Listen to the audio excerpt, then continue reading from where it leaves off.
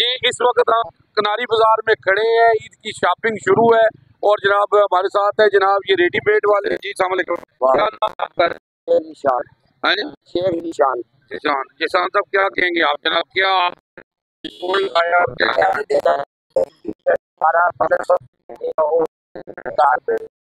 800 अच्छा ठीक है, वो आपकी सहूलत वास्ते उस इंतजामिया ने बहुत शुक्रगुजार हाँ वीडियो साहब